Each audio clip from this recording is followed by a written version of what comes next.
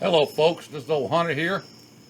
Me and my son decided to come down here and do it at night because it's a whole lot cooler. Last time I was down here, I was sweating so bad I couldn't hold see out of my glasses.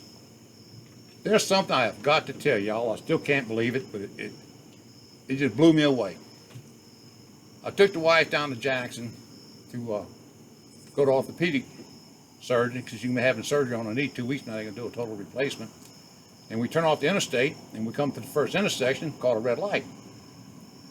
Here's this young black guy standing on the edge of the road there with a sign. I didn't pay too much attention. I come to the police stop, looked over at it, and I said, huh? I didn't think I read it right. I read it again. It says, please help me, I'm too lazy to work. I said, you know, that's got to be one of a kind. So I had to give him $5 for that. I just couldn't help it. I thought it was the funniest thing I've heard in a long time. Okay, let me look at my book here and see what else I'm going to talk about tonight.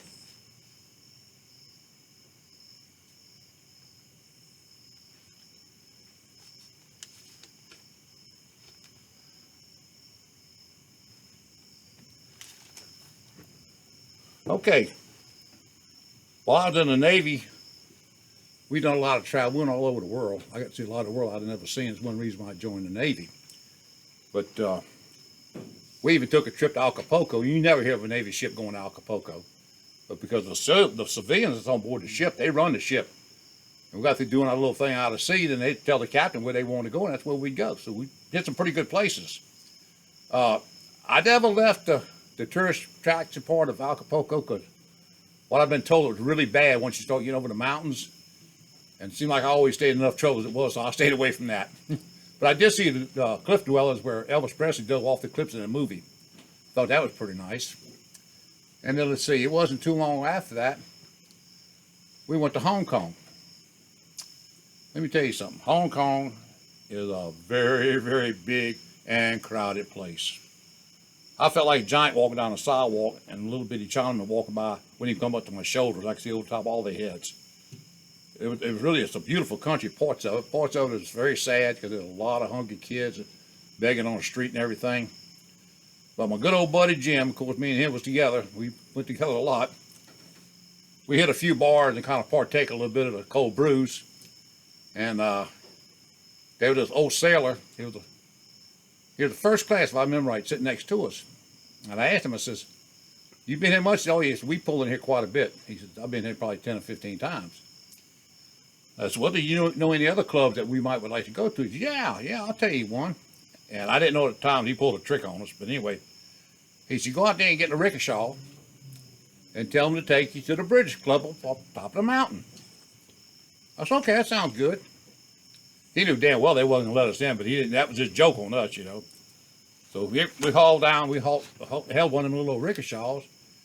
That little son of a gun couldn't have weighed 90 pounds if he was soaking wet. It looked like he was 80 years old. And me and Jim together, that was a lot of weight. I went about 180, he went about 240. I thought to myself, he'll never be able to pull this. He took off like it wasn't nothing, running on them bare feet up on that hot road too. Well, it took about 45, 50 minutes to get to the top of the mountain. He pulled that rickshaw all the way to the top of that mountain. I was still amazed that he could do that. When we got up there, you had to go around a great big, like a cactus garden out in front of it. So we went around it and parked up towards the door. Well, as soon as we got there, first they come out of the club. No, y'all can't come in here. It's a private club. I said, that old first class done pulled a joke on this. So we walking back down the rickshaw to go back down the mountain. And I told Jim, I said, I want to pull that rickshaw. He said, you do? I said, yeah. Of course, like I said, I had a few brews to drink, you know. And young, too. You don't think straight when you're young. I think I'm about 18, maybe. So he just reached over there and grabbed that little Chinaman, put a bear hug on him, got up in that rickshaw and sat down. I picked it up, and I couldn't believe how light it was balanced. I mean, I couldn't even feel like I had any weight. So I take off. I'm going to go down the hill. Well, as soon as I got turned a little bit to where it was going down the hill, it got to going fast, and I was pulling it. Next thing I know, it done run over me out in that rock garden with all them cactus and all. I done went face first, then done run over the top of me and turned over upside down. I'm laying, I didn't know whether I was dead or alive, but I wasn't feeling too much pain because I had a little bit too much alcohol in me. Anyway, I raised my head and I looked. I was hearing the hollering and screaming, and that little Chinaman was jumping up there and kicking old Jim right in the face. 7, 8 times. I never seen anything like that. Just like grease lightning, and Jim swinging at him like a big old bear. He ain't even coming close to hitting him. Couldn't even grab him. But that time, the shore patrol showed up.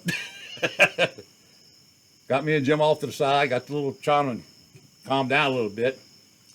No, I'm sorry. It wasn't shore patrol. It was the Chinese police. Shore patrol later on. Anyway, they said, look, y'all gonna have to pay that man for that rickshaw. But it looked like a little damage. It looked like a whole lot. How much y'all got? So I dug through my wallet, and I think I had maybe $26, and Tari had maybe 30. So we give it to the little Chinaman. He was tickled to death. He'd go buy him another brand new and have money left over. But that's beside the point.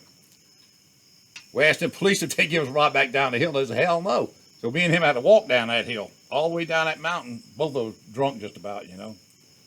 So anyway, we got all the way down to the bottom of the hill, and I said, you know what, I don't want to drink no more beer. I said, let's catch a water taxi and go on back to the ship. I said, I've had enough for the night. He said, okay. Well, he caught the water taxi at a place they called the Fleet Landing Club. So we were in there, and there was a British ship in the Tar Harbor at the same time. And there was about, I'm going to say about 15 or 20 British sailors that was in the place where we was going to catch a water taxi. And they were playing the Beatles song. And I probably shouldn't say this, but most of them were like sissies, you know. They I don't know, just the way they acted, I guess. I don't know. Probably shouldn't say that, but I did anyway. But, oh, Jim, he went up to the jukebox, and be damned, he didn't find a ballad, knew all these other jukebox. He stayed there. It was about an hour before the water taxi come in. He stayed there for an hour playing that song over and over and over. We're letting none of them get near the jukebox. And I could tell they were getting mad about a minute. Well, the time we got ready to get in the water taxi, like 4 other guys off the ship got in there with us. And then about 10 or 15 of British sailors. We're probably within, I don't know, a couple 100 feet of our ship. And one thing about them British sailors, you can call them every name in the book and everything else, but don't you say nothing about the Queen. They'll fight you to death if you say something about the Queen. Well, somebody said the Queen was a faggot or something. I don't remember exactly what it was. All I know, next thing I remember, because I was about half asleep anyway, next thing I remember, it was like somebody got me around my throat and water's coming over my face. So I finally pulled the hands loose and looked up, and who happened around the throat was my buddy Jim. I didn't know that was you, although one of the British sailors, you know. Well, anyway, they got the boat finally over there to the land at our ship and got a pump on it, and everybody was okay. Nobody really got hurt bad. That little episode right there cost probably $100 between me and Jim. And the other 4 sailors off the ship, they paid the same thing, about $50 a piece. I don't know what the British sailors paid, but anyway, the little guy with the water taxi, he was pretty happy about it because he probably got him a brand new one for that price because it looked like it was made out of stuff only about a quarter inch thick. It wasn't nothing to put your foot through it, you know. That's a bad that's a bad taste in my mouth having to spend that kind of money. And I swear to God, I don't know how in the world I ever survived the Navy. I'm going to stop right now for a while and take a little break, and we'll come back down later on, probably tomorrow night, and try to film a couple more. Talk to you later.